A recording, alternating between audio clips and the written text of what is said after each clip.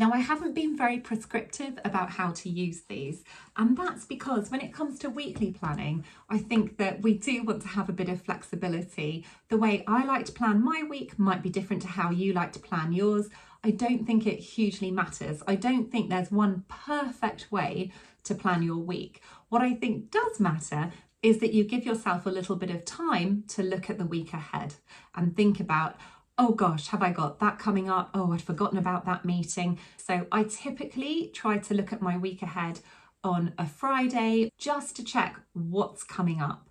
Because often when we start to feel frazzled and overwhelmed, it's because bam, you start work on a Monday, if that's your first day of the working week, and think, no, why have I got all of these meetings crammed into my calendar? How on earth am I going to get everything done? Whereas if you've done a little review of the upcoming week beforehand, you can reach out to people and say, oh, look, I know we were supposed to have this meeting on this day, but actually, do you definitely need me to be there? Or can we please push it to the following week?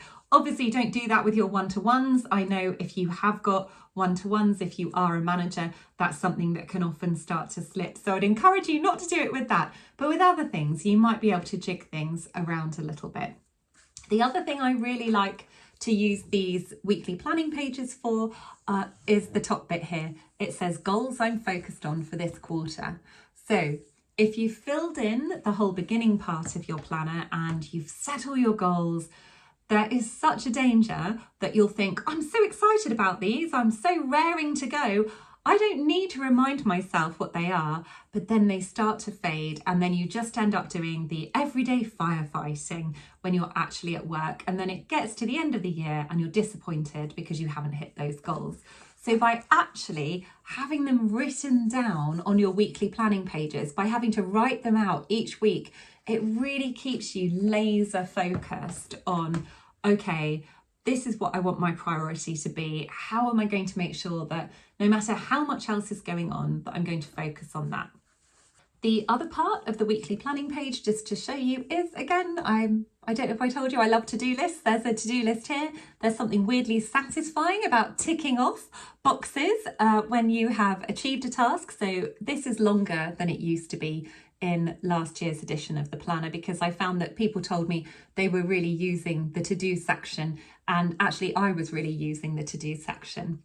On this side of your weekly planning page, you have got the different days of the week, so you can use this however you want to.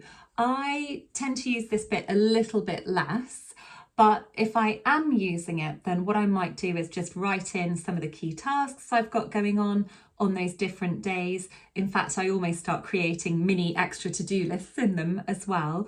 But I know that other people use this in a really comprehensive way to properly map out, oh yes, I've got those meetings, I've got that deadline on that date, so they're staying on top of it all.